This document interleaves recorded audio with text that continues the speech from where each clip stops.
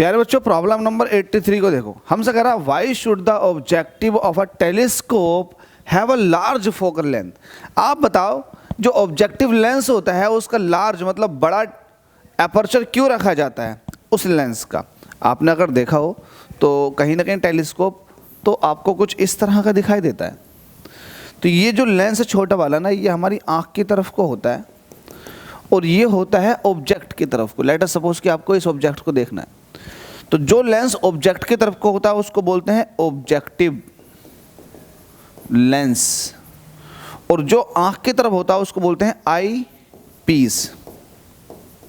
ठीक है, अब आपको एक चीज़ पता होनी चाहिए कि मुझे ये बड़ा रखना है। क्यों बड़ा रखना है? बहुत सारे रीज़न है। एक रीज़न उसमें ये भी है कि आप ज़्यादा से ज़्यादा जो लाइट आ रही है इस ऑब्जेक्ट से उसको गैदर कर लो। गैदरिंग के लिए आप इसका साइज़ बड़ा रखते हैं। दूसरा, जब गैदरिंग ज़्यादा होगी लाइट की तो कहीं ना कहीं इमेज जो है वो मैग्नीफाइंग मिलेगी और बहुत क्लियर हाई इंटेंसिटी की इमेज मिलेगी। ये भी फ़ायदा होता है। अच्छा, मैग्नीफिकेशन ज़्यादा मिलेगा, ये कैसा पता चलेगा कि मैं इसका अगर साइज़ बड़ा रखूँगा तो मैग्नीफिकेशन ज़्यादा मिलेगा? तो आपको पता होना चाहिए कि नॉर्मल एडजस्टमेंट में टेलीस्कोप के magnifying power is equal to होता है माइनस के f0 upon fe। Normal adjustment में ये होती है मैग्नीफाइंग पावर।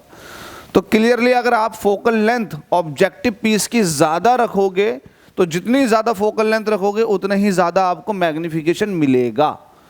ठीक है, तो टेलीस्कोप में आप यहाँ पर फोकल लेंथ देखो, फोकल लेंथ आपको किसकी ज़्यादा रखनी है? तो ऑब्जेक्टिव लेंस की आपको फोकल लेंथ ज़्यादा रखनी है ताकि आपको बहुत ज़्यादा मैग्नीफिकेशन मिल पाए। और जो आई पीस है इसकी फोकल लेंथ को आपको कम रखना है। तो मतलब ये आपको मोटा लेना होगा, फोकल लेंथ कम मोटे की होती है, और ये आपको पतला लेना होगा। समझ गए?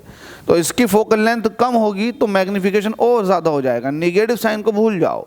ठीक है, तो उम्मीद करता हूँ ये वाली बात आपको समझ में आ गई होगी। आपको हाई मैग्नीफिकेशन चाहिए, दैट्स वाई आप जो ऑब्जेक्टिव लेंस है इसका एपर्चर बड़ा रखते हो। अगर समझ में आ जाए तो वीडियो को थम्स अप जरूर करें, जितना हो सके वीडियो को लाइक करें, चैनल को सब्सक्राइब भी कर लें, वीडियो को शेयर भी करें।